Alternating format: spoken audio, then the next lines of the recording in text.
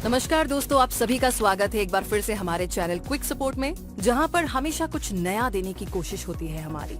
और इसी कोशिश में हम आपके लिए लेकर आए हैं पहली बार YouTube पर ये web series invisible bio nuclear war, the test of all superiority. जी हाँ, इसके एडिटर है अनिल नाकरानी।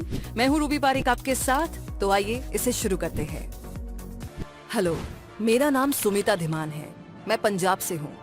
मुझे लगता है कि मैं अपने सुपर कॉन्शियस माइंड से बातें कर सकती हूँ, इसीलिए मुझे इस संपूर्ण धरती पर चल रहे अदृश्य विकराल जैविक परमाणु युद्ध को मैं देख पा रही हूँ और समझ पा रही हूँ। इस जैविक परमाणु युद्ध के कारण इंसानों में कई घातक शारीरिक, मानसिक और यौन विकार है। इन विकारों से और इस जैविक परमाणु युद्ध से बाहर आने के लिए हमारा इस नई शैली यानी कि इस नई पद्धति के युद्ध के प्रति जागरूक होना बहुत जरूरी है। इसीलिए इस वीडियो सीरीज के जरिए मैं आप सबको इस युद्ध के प्रति सचेत करने की कोशिश कर रही हूँ, क्योंकि इस युद्ध शैली में इंसानों का मुकाबला सुपर पावर्स यानी कि पराभौतिक ताकतों से है और साधारण इंसान इन शक्तियों से मुकाबला नहीं कर सकता। हम मानव न जाने कितनी सदियों से ये मानते आ रहे हैं कि हम सर्वश्रेष्ठ हैं। हमारा विचार है कि इंसान बाकी दूसरे सारे प्राणियों से बेस्ट है, पर क्या ये वाकई में सच है? क्या इंसान को सर्वश्रेष्ठ कहा जा सकता है? सबसे ज्यादा विकसित हाथ, पांव और दिमाग के साथ हम इंसान सर्वश्रेष्ठ कहलाने के वाकई लायक है? इस दुनिया का कोई ऐसा काम नहीं है जो हमारे हाथ, पांव और दिमाग ना कर सके। क्या कोई भी दूसरा प्राणी हमारी इस क्षमता को चुनौती नहीं दे सकता? तो क्या इस खासियत के दम पर हम सर्वश्रेष्ठ हो गए? क्या एक बढ़िया, संतुलित और सर्वश्रेष्ठ जीवन जीने के लिए ये सब गुण बहुत है, काफी है? और हमने कभी भी अपने सर्वश्रेष्ठ होने के गुण को एक्चुअली में जांचने की और परखने की कोशिश ही नहीं की। सर्वश्रेष्ठता को तुलनात्मक अध्ययन के बाद ही सिद्ध किया जा सकता है। जब हम कह सकते हैं कि मैं इस इंसान या इस प्राणी से इस गुण में श्रेष्ठ हूँ, तो मात्र कह देने से और खुद ही मान लेने से हम श्रेष्ठ नहीं हो जाते। उस बात को सिद्ध करना पड़ता है। इससे पहले कि मैं इंसानों का दूसरे प्राणियों से तुलनात्मक अध्ययन करके इंसानों को पूरी तरह से अपाहिज सिद्ध कर दूं, मैं उस परोक्ष युद्ध के बारे में बात करना चाहूंगी, जो हमारे समाज, इस दुनिया और हमारे जीवन में चल तो रहा है, पर वो अति भयंकर और अति विनाशकारी युद्ध ना तो हमें दिखाई दे रहा है और ना ही हमारे समझ में आ रहा है। और इसी युद्ध की वजह से हम हमारी पूरी प्रकृति में सबसे विकसित नहीं बल्कि सबसे अपाहिज है। हमारे शारीरिक, मानसिक और यौन स्तर पर बहुत सारी खामियां हैं, जिसकी वजह से हम इस दुनिया में, अपने समाज में दूसरे पशु पक्षियों, वनस्पति और वातावरण के साथ हम ढंग से, इज्जत के साथ नहीं जी पा रहे हैं। दूसरे पशु पक्षियों, कीड़े मकोड़ों, वनस्पति और वातावरण के कारण हमारी पग पग पर बहुत ज्यादा दुर्गति हो रही है। किसी बाहरी शक्तियों और युद्ध की वजह से हम ये बात समझ ही नहीं पा रहे हैं। तो आइए जानते हैं युद्ध करने के ढंग के बारे में। जैसे छोटे बच्चों को खेलते खेलते ABC 1 2 3 और कविताएं याद करवा दी जाती है। बच्चे सोचते हैं कि वो खेल रहे हैं, वास्तव में वो पढ़ भी रहे होते हैं। तो ठीक ऐसे ही हम अपनी रोजी रोटी कमा रहे हैं, घर गृहस्थी संभाल रहे हैं और बच्चे पाल रहे हैं, पर वास्तव में ये सब युद्ध करने का ढंग है। आजकल एक मुहावरा बहुत ही फेमस है कि कलयुग का असर है जी कि खून भी सफेद हो गया है। दरअसल खून सफेद नहीं हुआ। अब भगवान जी खून में से हीमोग्लोबिन तो निकाल नहीं सकते, बल्कि रिश्तों की आड़ में कोई और है जो दिख नहीं रहा पर अपना प्रभाव हमारी जिंदगियों पर डाल रहा है। तो जैसे जैसे आप इस वीडियो को देखेंगे, वैसे वैसे समझते जाएंगे कि एग्जैक्टली मैं क्या कहना चाहती हूँ, क्या बताना चाहती हूँ। जिस युद्ध की मैं बात कर रही हूँ, उस युद्ध को मैंने जैविक परमाणु युद्ध, कोशीय युद्ध और ब्रह्मांडीय युद्ध का नाम दिया है। तो आइए सबसे पहले जानते हैं जैविक परमाणु युद्ध के बारे में। इस युद्ध में हम इंसानों की परमाणु शक्ति को इस्तेमाल किया जा रहा है, ठीक जैसे कि परमाणु बम से उसकी नाभिकीय ऊर्जा का इस्तेमाल किया जाता है। परमाणु बम में उसकी नाभि में उपस्थित ऊर्जा अल्फा, बीटा, गामा किरणों में होती है और यही किरणें परमाणु बम की विनाशकारी ऊर्जा की स्रोत है। हम सब परमाणु बम की ऊर्जा और विनाश के बारे में जानते हैं। यही किरणें उस विनाश की वजह होती है। ठीक परमाणु बम की नाभि की तरह हमारी हर कोशिका की नाभि में भी ठीक ऐसी ही ऊर्जा होती है। ये ऊर्जा हमारे जीवन को चलाती है और नए जीवन को जन्म भी देती है। इसे हम जीन्स डीएनए कहते हैं। इन्हीं जीन्स की वजह से हमारा जीवन चलता है और नए जीवन का निर्माण होता है। साधारण परमाणु युद्ध में उसकी नाभि में उपस्थित ऊर्जा का इस्तेमाल किया जाता है और इंसानों की कोशिका की नाभि में उपस्थित ऊर्जा का इस्तेमाल करके जब जो युद्ध लड़ा जाए उस युद्ध को जैविक परमाणु युद्ध यानी कि बायोटिक न्यूक्लियर वॉर कहा जाता है। इसी युद्ध की वजह से हम इंसान बूढ़े होते हैं, बीमार पड़ते हैं, कमजोर होते हैं। क्या कोई कभी किसी कुत्ते, गधे, मछली, जिराफ आदि को देख करके उसकी उम्र के बारे में आप बता सकते हैं? क्या कभी किसी घोड़े, चिड़िया, सुअर आदि के बाल सफेद हुए हैं? क्या कभी किसी बाज, उल्लू को चश्मा लगा है? क्या कभी किसी चमगादड़ ने किसी श्रवण यंत्र का, हियरिंग एड का इस्तेमाल किया है? क्या कभी किसी शेर ने नकली दांतों का सहारा लिया है? क्या कभी चीते, कबूतर ने किसी बैसाखी का सहारा लिया है? जब प्रवासी पक्षी, मछलियां और नन्हे से जानवर हजारों किलोमीटर के प्रवास पर जाते हैं तो वो किसी बस, ट्रेन, कार, रिक्शा, स्कूटर और जहाज और नक्शे का सहारा लेते हैं। अगर हमें 2 किलोमीटर चलना पड़ जाए तो हमारी क्या हालत होती है?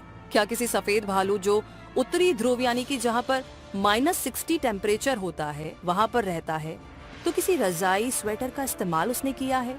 क्या किसी ऊंट ने रेगिस्तान की गर्मी से बचने के लिए किसी एसी का यूज किया है? क्या कभी मछलियां तैरना सीखने के लिए और चींटियां अपना घर बनाने के लिए आर्किटेक्ट के पास गई है? इंसानों की इतनी दुर्गति इस जैविक परमाणु युद्ध की वजह से है। जी हाँ, इसी के साथ आगे जानते हैं कोशिकीय युद्ध के बारे में। इस युद्ध को कोशिका युद्ध यानी कि सेल्यूलर वॉर इसीलिए भी कहा जा सकता है क्योंकि इस युद्ध में जो चीज निशाने पर है वो है इंसानी जीन्स, और इंसानी जीन्स हमारी एक एक कोशिका में है। मतलब कि हमारी एक एक कोशिका निशाने पर है।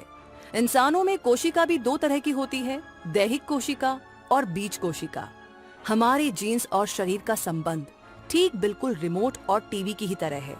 हमारे शरीर में जो भी विकृति, बीमारी, परेशानी या तकलीफ होती है हमारी जीन्स की वजह से होती है। कोई बाहरी शक्तियां हैं जो हमारे जीन्स को नियंत्रण में करना जानती है।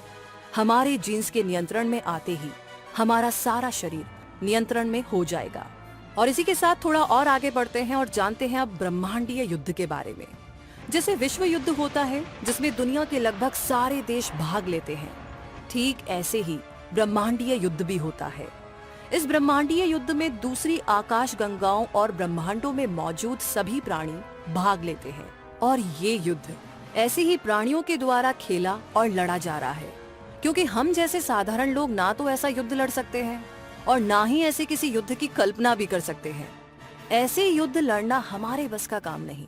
ये प्राणी दूसरे के शरीर को पूरी तरह अपने कंट्रोल में करना जानते हैं। इनका जीन्स और डीएनए पर पूरा नियंत्रण होता है।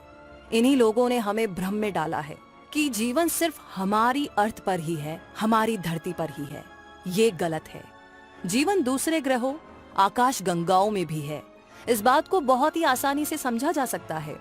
जैसे कि हम सोचते हैं कि जीवन के लिए पानी, खाना, हरियाली और हवा बहुत जरूरी है और ये सुविधाएं हमारी धरती के सिवा कहीं और किसी ग्रह पर तो है ही नहीं। इसीलिए भाई जीवन तो सिर्फ हमारी धरती पर ही है। इन चीजों के बिना जीवन संभव हो ही नहीं सकता। क्या ऐसा हो सकता है? ये हमारा भ्रम है, बहुत बड़ा भ्रम, कि जीवन के लिए इन चारों चीजों का होना जरूरी है। आखिर जीवन क्या है? कॉकरोच अपने जीवन में कभी भी पानी नहीं पीता। क्या कॉकरोच में जीवन नहीं?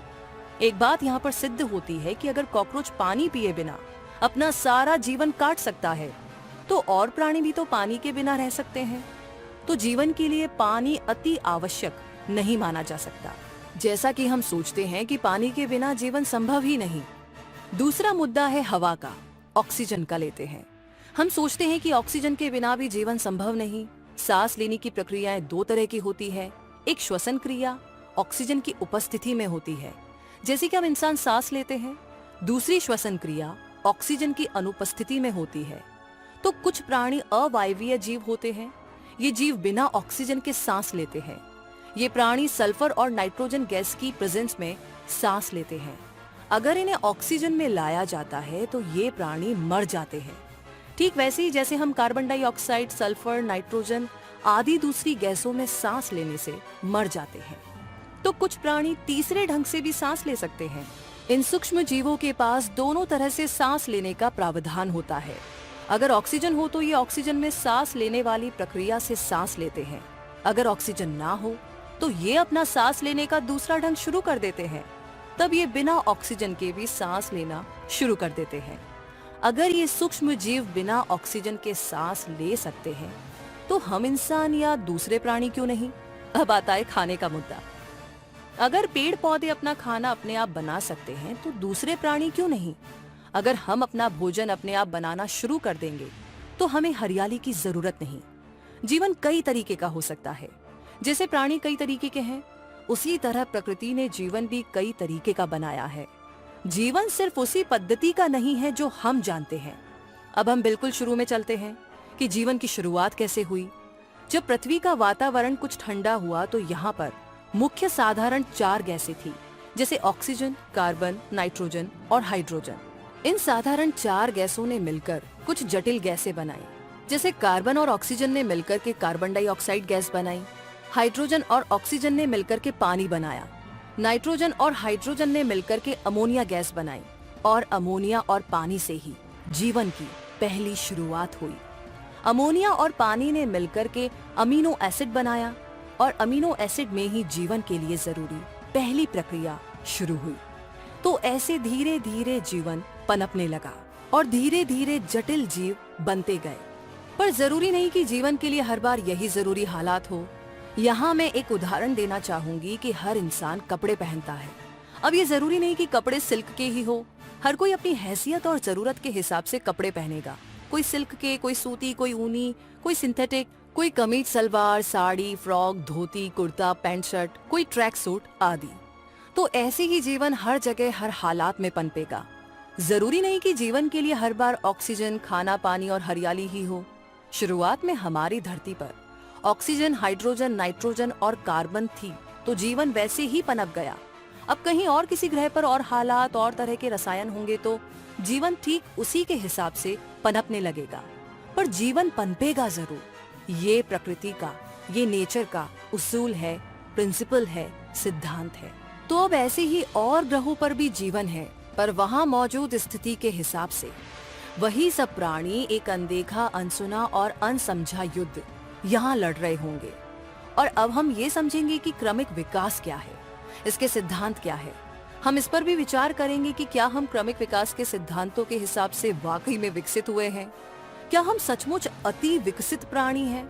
अब ये मुद्दा बहुत ही ध्यान से विचार करने योग्य है कि क्या हमने सही मायनों में क्रमिक विकास में विकास किया, या इस क्रमिक विकास में हमारा चारों तरफ पतन हुआ। आइए जानते हैं। क्रमिक विकास कहता है कि हम मानव बंदरों से विकसित हुए हैं। अब सोचने वाली बात तो ये है कि आखिर विकास की परिभाषा क्या है? विकास का मतलब क्या है? कुछ बेहतर होना, कुछ और अच्छा होना, थोड़ा और बढ़िया करना। तो क्या इस क्रमिक विकास में बंदरों से इंसान बनते हुए हमारे साथ कुछ बेहतर, अच्छा या बढ़िया हुआ? बहुत सोचने का विषय है। अगर इस क्रमिक विकास से हम बंदरों से ज्यादा विकसित हुए तो हम बंदरों से ही क्यों डरते हैं? क्या कभी कोई शेर किसी कुत्ते से डरेगा? बताइए, विकास का अर्थ क्या है? हम इस क्रमिक विकास में उन्नत नहीं, पतन की अनंत गहराइयों में चले गए। इतने पतन में चले गए कि हमारी अकल, समझ और तर्क ये तक नहीं जान पाए कि इस क्रमिक विकास में हम उन्नत हुए या बुरी तरह से बर्बाद हुए। किसी ने सम्मोहित अवस्था में समझा दिया कि हम सबसे ज्यादा विकसित हैं, तो हम बिना जांचे परखे किसी तोते की तरह उसे ही रटे जा रहे हैं। असल में सच्चाई ये है कि हमें सिर्फ सर्वश्रेष्ठ होने का झंडा भर ही थमा दिया गया है। हम सबसे ज्यादा उन्नत नहीं बल्कि सबसे ज्यादा बर्बाद हुए प्राणी हैं। अब हम जानते हैं कि क्रमिक विकास का सिद्धांत क्या है। हर काम करने का कोई ना कोई सिद्धांत होता है। प्रकृति भी अपने हर काम में नियमों और विनियमों का पूरा ध्यान रखती है। अगर हम अपने सौर मंडल को देखें तो हम जानेंगे कि प्रकृति कितने सख्त नियमों पर चलती है और कितनी सख्ताई से सब नियमों का पालन करती है। हम जानते हैं कि हर ग्रह, उपग्रह, तमाम तारे कितनी सटीकता से अपने अपने पथों पर अपनी अपनी सटीक रफ्तार से घूम रहे हैं। कहीं भी थोड़ी सी भी गलती किसी भी बहुत बड़ी आपदा का कारण हो सकती है। पर प्रकृति कभी भी अपने नियमों से फिरती नहीं है। ठीक इसी तरह प्रकृति ने क्रमिक विकास में बंदरों से इंसान बनाते समय कुछ नियमों का पालन किया। पर क्या क्रमिक विकास में हुआ विकास सचमुच विकास कहलाएगा? आइए जानते हैं। क्रमिक विकास निम्नलिखित सिद्धांतों पर हुआ। सबसे पहला है सर्वपक्षीय विकास। जब भी कोई विकास होगा वो सर्वपक्षीय होगा। साइंस इंसानी शरीर को 3 भागों में बांटता है: शारीरिक स्तर, मानसिक स्तर और यौन स्तर। सर्वपक्षीय विकास का मतलब है कि जब भी कोई विकास होगा वो इन तीनों स्तर पर एक साथ होगा। किसी एक या 2 स्तर पर हुआ विकास कोई मायने नहीं रखता। इसे एक बहुत ही साधारण से उदाहरण से समझा जा सकता है। मान लीजिए कि बंदरों से इंसान में क्रमिक विकास होते समय बंदरों के शारीरिक स्तर में इतना विकास हो गया कि उनके हाथ, पांव और वोकल कॉर्ड्स या मुंह में इतना विकास हो गया कि उनके हाथ या मुंह कोई भाषा लिख या बोल सके। पर उनके मानसिक स्तर पर इतना विकास ना हो कि उनका दिमाग कोई भाषा का आविष्कार कर सके।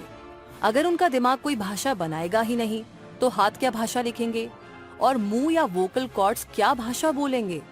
ठीक इसी तरीके से सिर्फ शारीरिक स्तर पर हुआ विकास कोई मायने नहीं रखता। ऐसे ही ठीक बंदरों से इंसान बनते हुए मानसिक स्तर में इतना विकास हो जाए कि वो किसी भाषा को इजाद कर सके, पर शारीरिक स्तर पर इतना विकास ना हो कि किसी भाषा को लिख या बोल सके, तो इस तरह से सिर्फ मानसिक स्तर पर हुआ विकास भी किसी काम का नहीं।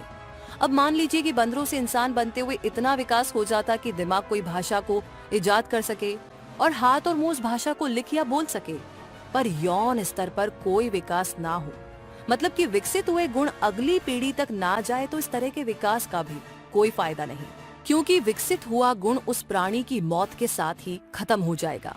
इसीलिए अगर कोई भी विकास होगा तो वो सर्वपक्षीय होगा, एक साथ तीनों स्तरों पर। यहाँ मेरा सीधा सा यही कहने का मतलब है कि मान लीजिए अभी हम भारत में हैं, पर कभी हम अमेरिका गए हो तो हम जानते हैं कि हम किसी भी वक्त कहीं भी उस याद को ताज़ा कर सकते हैं। मतलब कि भारत में होते हुए भी झट से हमारा दिमाग अमेरिका में होगा। अब जरा सोचिए कि विकास का सिद्धांत क्या कहता है। जब भी कोई विकास होगा वो सर्वपक्षीय होगा। अगर हमारे दिमाग ने इतना विकास कर लिया कि वो पलक झपकते ही अमेरिका में हो, तो हमारे शारीरिक और यौन स्तर की भी यही गति होनी चाहिए। मेरे कहने का मतलब है कि हमारे शारीरिक, मानसिक और यौन स्तर की एक सी गति होनी चाहिए। तो हम सब दिमाग की गति से तो वाकिफ है, पर शारीरिक और यौन स्तर की गति से नहीं। पलक झपकते ही हमारा दिमाग यहाँ जा सकता है, वहाँ जा सकता है, ठीक जैसे हमारे ऋषि मुनि और देवी देवता एक लोक से दूसरे लोक आते जाते थे। ये कोई सतयुग की बात नहीं, ऐसा सब मेरे खुद के साथ भी घटित हो चुका है। ऐसे ही हमारे यौन स्तर की भी गति होनी चाहिए। ठीक वैसे ही कि एक औरत ने बच्चे के बारे में सोचा तो बच्चा सामने होना चाहिए, ना कि औरतों को कम विकसित गाय भैंस की तरह एक बच्चा पैदा करने में 9 से 10 महीने लग जाए। तो इसी के साथ थोड़ा और आगे बढ़ते हैं और जानते हैं अब अगला वंश सुधारों के साथ। जी हाँ, ये सिद्धांत कहता है कि हर पीढ़ी ने अपने आप में सुधार करके एक अगले बढ़िया वंश यानी कि पीढ़ी को जन्म दिया। जैसे पहले बंदर कुछ झुके हुए होते थे, उन्होंने अपने आप में सुधार किया और उनका अगला वंश सीधा खड़ा होने लगा। इस क्रमिक विकास के दौरान हम वो गुण अपने आप में एकत्रित यानी कि शामिल करते गए जो हमारे फायदे में थे, और उन गुणों को छोड़ते गए जो कि हमारे फायदे के नहीं थे। जैसे जब इंसानों ने सीधे खड़ा होना सीखा तो पूंछ का वहाँ पर कोई यूज नहीं था, उसकी कोई जरूरत नहीं थी, तो वो अचानक गायब हो गई। ठीक ऐसे ही इंसानों ने अपना खाने का ढंग बदला तो वर्मीफॉर्म अपेंडिक्स की कोई जरूरत नहीं थी। ये हमारे शरीर में गैर कार्यात्मक यानी कि नॉन फंक्शनल हो गई।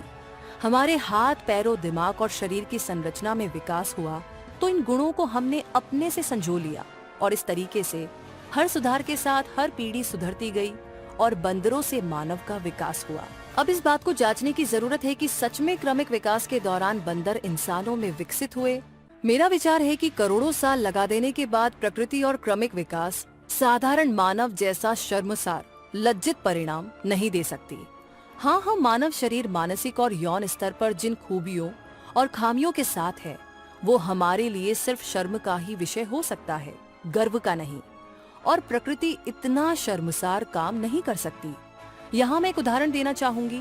टेक्नोलॉजी समय और अनुभव के साथ अपनी चरम अवस्था या रूप में होती है। जैसे पहले जो कार बनी उसकी रफ्तार 20 किलोमीटर थी, फिर कार की रफ्तार 40 किलोमीटर की हुई और धीरे धीरे कार बनाने की टेक्नोलॉजी में समय और अनुभव के साथ सुधार होता गया। अब तो आपको 500 किलोमीटर की रफ्तार वाली कार भी मिल जाएगी। इसी प्रकार तरह तरह के प्राणी बनाना प्रकृति का क्रमिक विकास का काम है। क्रमिक विकास बंदरों से मानव बनाने में नहीं हुआ, बल्कि ये तभी शुरू हो गया था जब ये पृथ्वी, चांद, तारे और सूरज अस्तित्व में आए। कहने का मतलब ये कि हमें इतना टाइम लेकर के आखिरी में बनाया, फिर भी इतनी बड़ी गलती कैसे? हमारे बाद अभी तक प्रकृति के क्रमिक विकास ने कोई और दूसरा प्राणी बनाया नहीं। हम सब जानते हैं कि पृथ्वी, चांद, तारे और सूरज आदि सब अपनी अपनी कक्षा में अपनी अपनी रफ्तार से घूम रहे हैं। अगर इनकी कक्षा में रफ्तार में जरा सी भी गड़बड़ हुई तो प्रलय आ सकता है। पर क्या अरबों सालों से प्रकृति ने इस काम में कोई भी गलती की? प्रकृति के क्रमिक विकास ने अनगिनत प्रकार के प्राणी और पेड़ पौधे बनाए हैं। उनको बनाने में कोई भी गलती नहीं की तो प्रकृति का क्रमिक विकास अपने करोड़ों सालों के तजुर्बे और समय के अनुभव के बल पर जो प्राणी बनाएगा, क्या वो हम इंसानों जैसा खामियों से भरा हुआ होगा? तरह तरह के जीवन बनाना भगवान जी की क्रमिक विकास की और प्रकृति की फैक्ट्री की टेक्नोलॉजी है। वो अपनी टेक्नोलॉजी में प्रवीण ना होंगे? मतलब कि जीवन का आरंभ एक कोशिका वाले जीव से बहु कोशिका वाले जीवों में हुआ है। पर मेरा मानना यहाँ पर ये है कि हम बंदरों से ह्यूमन में नहीं। अपनी बात को रखने के लिए मेरे पास काफी सारे उदाहरण हैं। सुपर ह्यूमन वाली बात को गलत सिद्ध करने के लिए इंसानों को और दूसरे जानवरों में तुलना करके सुपर ह्यूमन वाली धारणा को बहुत ही अच्छे से सिद्ध किया जा सकता है। इंसान को दूसरे प्राणियों के साथ फिजिकल लेवल, मेंटल लेवल और सेक्सुअल लेवल पर तुलना करके इंसान को अपंग सिद्ध किया जा सकता है और मौजूदा किस्म का इंसान मौजूदा वातावरण में सफलता पूर्वक जीने के लिए सक्षम नहीं है। जैसे fishes, amphibians, reptiles, birds, mammals, यानी कि जो ये क्रम है ठीक इसी तरीके से है। पहले क्रमिक विकास ने मछलियों को बनाया, फिर उभयचर, फिर सरीसृप, फिर पक्षी और स्तनधारी बनाए। फिशेस जो सिर्फ पानी में रहती है, एम्फीबियंस जो कि उभयचर है, जो पानी और धरती दोनों पर रह सके, जैसे कि मेंढक। रेप्टाइल्स यानी कि सरीसृप, रेंगने वाले जीव। बर्ड्स यानी कि पक्षी, उड़ने वाले जीव। और मैमल्स यानी कि स्तनधारी। और अब हम तुलनात्मक अध्ययन के जरिए आपको समझाते हैं। जैसे एक कक्षा में 40 बच्चों में से ये पता लगाना हो कि कौन सा बच्चा सबसे ज्यादा होशियार है, तो हम उनका टेस्ट लेते हैं और टेस्ट के आए रिजल्ट्स का तुलनात्मक अध्ययन करते हैं कि कौन सा बच्चा किस विषय में कितने ज्यादा अंक लेकर कितना आगे या पीछे है। तो ठीक ऐसे ही प्रकृति ने मुख्य दिखाई देने वाली 5 जातियां बनाई हैं: मछली, उभयचर, सरीसृप, पक्षी और स्तनधारी। और हम सोचते हैं कि हम इन 5 जातियों में और बाकी सब जीव जगत में सर्वश्रेष्ठ है, पर मैं ऐसा नहीं मानती। चलो, जिन जिन से हम मानते हैं कि श्रेष्ठ है, उनसे हम अपना तुलनात्मक अध्ययन कर लेते हैं। वैसे भी कहते हैं ना, हाथ कंगन को आरसी क्या और पढ़े लिखे को फारसी क्या। अगर हम श्रेष्ठ होंगे तो श्रेष्ठ सिद्ध होंगे, और अगर नहीं होंगे तो खुद को श्रेष्ठ सिद्ध नहीं कर पाएंगे। तो आइए अब इंसानी शरीर की खामियों के बारे में बात करें। इंसानी शरीर 3 भागों में बांटा गया है, जैसा कि आप जानते ही हैं: शारीरिक स्तर, मानसिक स्तर और यौन स्तर। अब हम एक एक करके तीनों स्तरों की कमियों के बारे में आपको बताएंगे, पर इस दौरान क्रमिक विकास के 2 सिद्धांतों को भी ध्यान में रखना है। पहला, विकास हमेशा सर्वपक्षीय होता है, और दूसरा, अगला वंश सुधारों के साथ। तो सबसे पहले बात करते हैं शारीरिक स्तर की। शारीरिक स्तर पर अनुकूलन, दृष्टि शक्ति, श्रवण शक्ति, चलने फिरने का ढंग, कंकाल प्रणाली, पोषण का ढंग, आवाज की समस्या, श्वसन प्रणाली, लचीलापन और संतुलन, लू लगना, थकावट, गुरुत्वाकर्षण, दांत, संवेदी प्रणाली, गंध शक्ति, नकल, प्राकृतिक जैविक हथियार, चुस्ती फुर्ती, तेजी, शैशव अवस्था, ऊर्जा और इसके स्रोत, पसीना, बिजली, चमड़ी। तो जानते हैं अनुकूलन के बारे में। अनुकूलन वो गुण है जो किसी भी जाति के विकसित होने और तबाह होने का कारण बन सकता है। अगर कोई जाति अपने आसपास के वातावरण के साथ सामंजस्य स्थापित नहीं करती तो वो जाति फल फूल नहीं पाती। अब हम यहाँ पर ध्रुवीय भालू और ऊंट का उदाहरण लेते हैं। उत्तरी ध्रुव में तापमान -60 तक भी पहुँच जाता है और ध्रुवीय भालू वहाँ के वातावरण से सामंजस्य स्थापित करता है। ऐसे ही ऊंट रेगिस्तान के 45 से भी ज्यादा और 50 से भी ज्यादा तापमान के साथ सामंजस्य स्थापित करता है। क्या हम इंसान ज्यादा ठंड और ज्यादा गर्मी बर्दाश्त कर पाते हैं? अब हमारे भारत के मैदानी इलाकों में गर्मी के मौसम में बहुत गर्मी पड़ती है और सर्दियों के मौसम में सर्दी बहुत पड़ती है। पर यहाँ मिलने वाले पक्षी और जानवर बिना किसी एयर कंडीशनर, शीतल पेय, हीटर, गर्म और ठंडे कपड़े, छत, घर आदि के बिना सफलतापूर्वक सारे मौसम बिता लेते हैं। पर हम सबसे ज्यादा विकसित इंसान क्या ऐसा वाकई में कर सकते हैं? क्या हम अपने वातावरण से सामंजस्य स्थापित कर पाते हैं जैसे ये पक्षी और जानवर कर लेते हैं? हम अपने वातावरण के साथ बिल्कुल भी अनुकूल नहीं हो पाते। अब यहाँ अनुकूलन के मामले में कौन ज्यादा विकसित और श्रेष्ठ हुआ, हम या हमसे कम विकसित पशु पक्षी? तो कुछ ऐसे मौसम भी होते हैं जब हम इंसानों को एलर्जी हो जाती है, फ्लू हो जाता है, चमड़ी की समस्या हो जाती है, दमे की शिकायत होती है। क्या हम इंसान किसी भी मौसम और वातावरण से सुरक्षित है? हम अपने वातावरण के साथ बिल्कुल भी अनुकूल नहीं हो पाते। वहीं दूसरी ओर हमसे कम विकसित प्राणी क्या खूबी के साथ अपने अपने वातावरण से अनुकूलन और सामंजस्य स्थापित करते हैं। यहाँ तक कि एक कोशिका वाले जीव जैसे कि बैक्टीरिया, वायरस भी अपने अपने वातावरण से सामंजस्य स्थापित कर लेते हैं। गर्मी सर्दी सह लेते हैं। गर्म स्थानों पर मिलने वाले बैक्टीरिया, वायरस वहाँ की गर्मी बिना पंखे, एसी के काट लेते हैं और ठंडे इलाकों में रहने वाले बैक्टीरिया, वायरस वहाँ की सर्दी बिना गर्म कपड़ों, हीटर और घर के बिना भी काट लेते हैं। अब यहाँ अनुकूलन के मामले में कौन श्रेष्ठ है? ये बैक्टीरिया, वायरस, भालू और ऊंट, या फिर हम इंसान? हमारे सारे लक्षण ठंडे खून वाले प्राणी के हैं। क्या हम पूरी गर्मी, पूरी सर्दी, सर्दियों में होने वाली बरसात और बर्फबारी खुले में अपने दम पर भालू, सील, पेंगुइन, ऊंट, हाथी, चिड़िया, तोते, गाय आदि की तरह सह सकते हैं? हम गर्म खून वाले प्राणी हैं और ये हमारा मात्र वहम है। हमारी हकीकत में ठंडे खून वाले प्राणियों जैसे लक्षण हैं।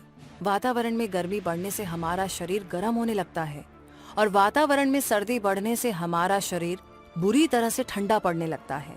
निर्जीव वस्तुओं और धातुओं की तरह वातावरण की गर्मी सर्दी बढ़ने से हम खतरनाक सीमा तक गर्म और ठंडे पड़ सकते हैं और ये बात हमारी मौत की भी वजह बन सकती है।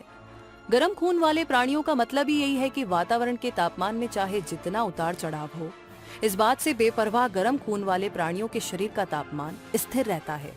जैसे हम इंसानों के शरीर का तापमान 98.4 डिग्री सेल्सियस होता है, इसीलिए हमारा शरीर 98.4 डिग्री सेल्सियस तापमान बनाए रखेगा, चाहे बाहर के वातावरण का तापमान -60 से -80 डिग्री हो या ज्यादा हो। तो आइए अब आगे जानते हैं कि क्रमिक विकास का जो सिद्धांत है अगला वंश सुधारों के साथ, वो क्या कहता है। प्रकृति में पहले से ही कुछ ऐसे जीव थे जो अपने अपने इलाके की गर्मी और सर्दी अच्छी तरह से सह रहे थे। अब प्रकृति का और क्रमिक विकास का अगला कदम क्या होना चाहिए था? प्रकृति और क्रमिक विकास का अगला कदम ये होता कि ऐसे जीव बनाना जो तापमान की इस सीमा को तोड़ सके, ऐसे प्राणी बनाना जो पूरी गर्मी और पूरी सर्दी को सह सके। जीवन की शुरुआती इकाई बैक्टीरिया और वायरस भी अपने अपने इलाके की पूरी गर्मी सर्दी सह लेते हैं। तो हम सबसे ज्यादा विकसित इंसान क्यों गर्मी और सर्दी नहीं सह पाते? हमें तो प्रकृति ने क्रमिक विकास में सबसे आखिरी में बनाया है। अपने सारे अनुभव, अनुसंधान और मेहनत के बाद हमारे बड़े बड़े वैज्ञानिकों ने भी इस तथ्य की कोई जांच पड़ताल नहीं की और सुपर पावर द्वारा जो दिमाग में भर दिया उसी बात को यूं ही माने जा रहे हैं। हम एक बहुत बड़े सम्मोहन में हैं, हमें इस पर भी सोचना पड़ेगा। अब जैसे कि लू लगने की बात करें तो गर्मी किसी भी इंसान की हाय तौबा करवा देने के लिए काफी है। हम इंसान जरा सी भी गर्मी से बाहर निकलते हैं तो कभी हमें धूप लग जाती है, झुलस जाते हैं, लू लग जाती है और कभी कभी डिहाइड्रेशन हो जाता है। थोड़ी सी गर्मी बढ़ने पर ही इंसानों की गर्मी की वजह से मौत होने लगती है।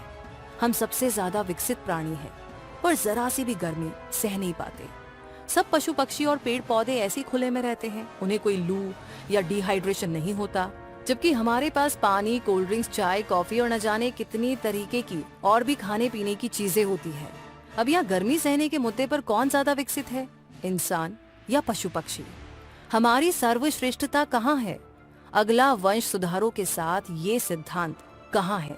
और पशु पक्षी और इंसान के बीच करोड़ों साल का वो क्रमिक विकास कहाँ है? इस क्रमिक विकास में इंसान के साथ जो हुआ, क्या उसे हम विकास कह सकते हैं? क्या हम विकसित हुए या हम इंसानों का पतन हुआ? बताइए मुझे। चलिए आगे जानते हैं दृष्टि शक्ति के बारे में।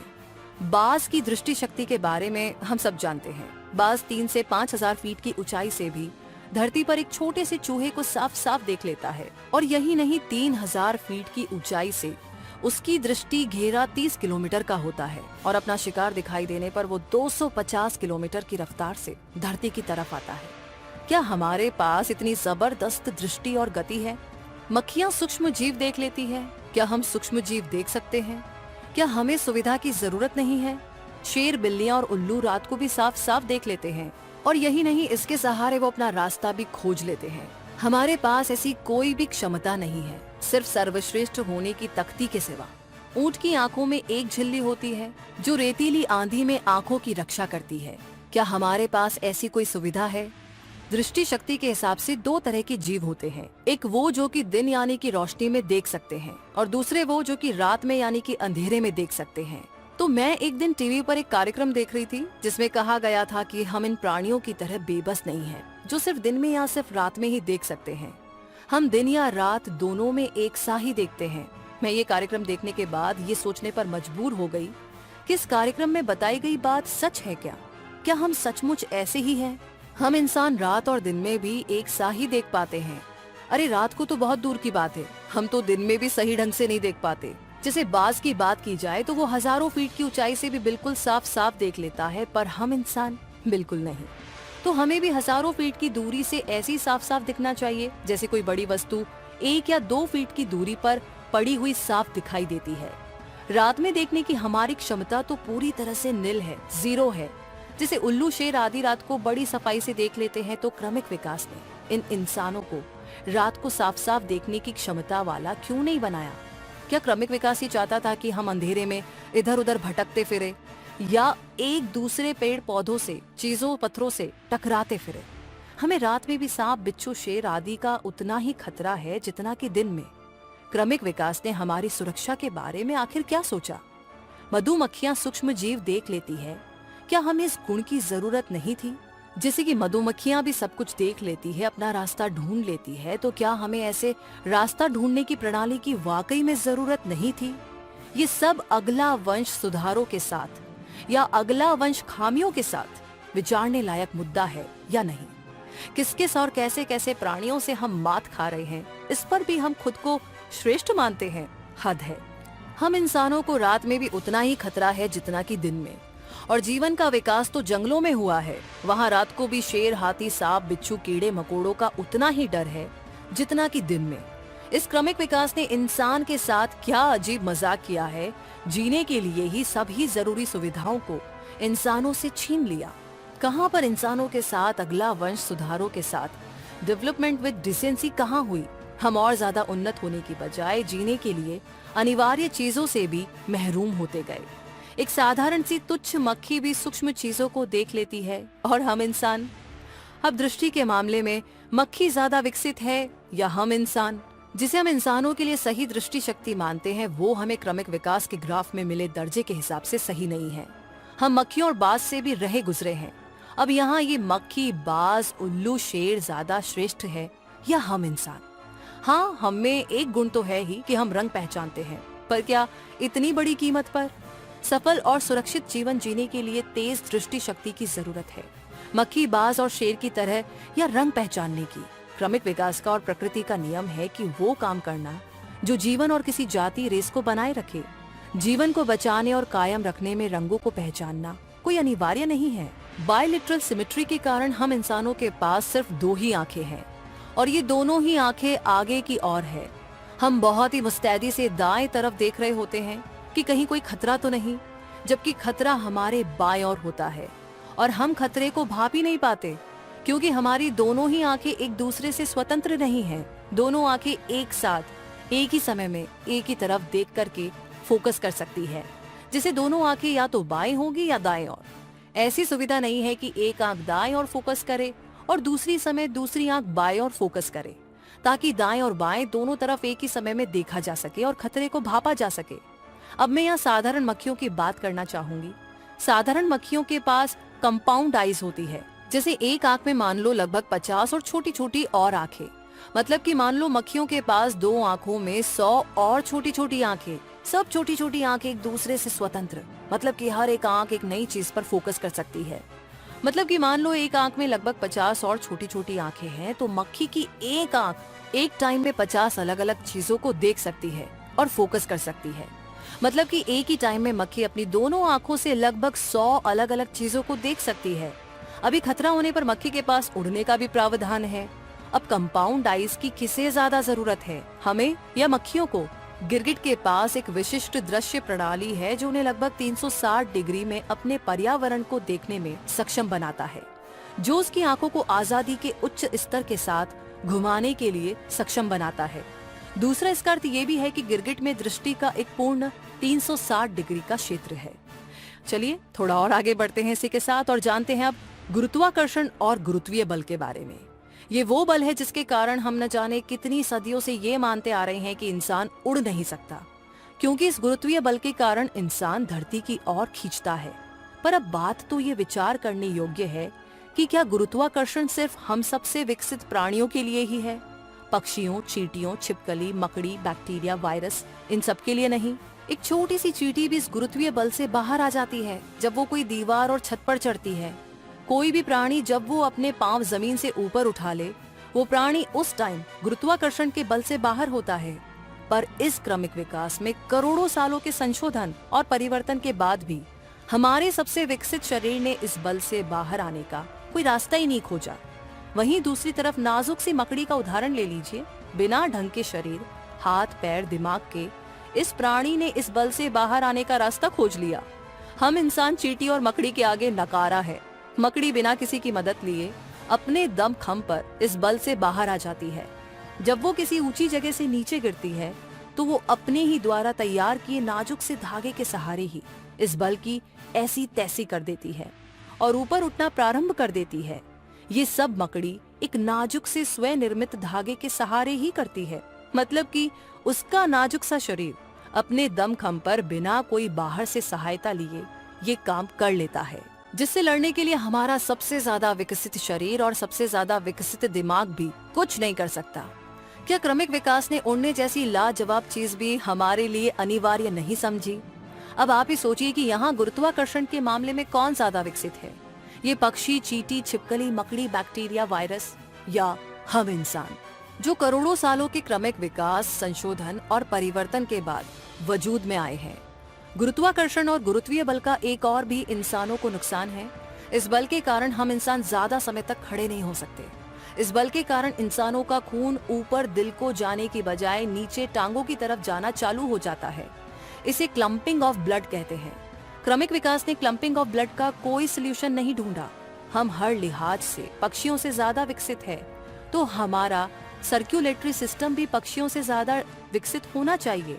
अगर आकाश में उड़ रहे पक्षी पर इस बल का कोई असर नहीं, तो धरती पर खड़े इंसान पर क्यों असर है?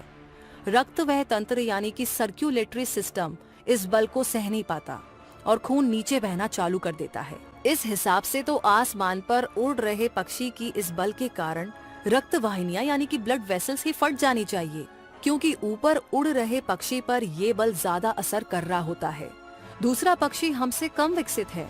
अगर हम ये बल नहीं सह पाते तो यकीनन पक्षी भी ये बल नहीं सह पाएंगे, पर ऐसा नहीं होता और पक्षी बखूबी उड़ान भरते हैं। बाज की कुछ किस्में इतनी बड़ी होती है कि वो छोटा मेमना तक लेकर के उड़ जाते हैं। अब गुरुत्वाकर्षण के मामले में यहाँ पर कौन श्रेष्ठ है? हम तो बस श्रेष्ठ होने का खाली झंडा लिए घूम रहे हैं। और अब यहाँ पर हम चींटियों और मकड़ियों से भी रहे गुजरे हैं। और अब आगे बात करें ट्रांस माइग्रेशन यानी कि स्थानांतरण गमन की, तो प्रवास करने वाले जीव और मछलियाँ अपने दम पर हर साल हजारों मील का सफर करते हैं।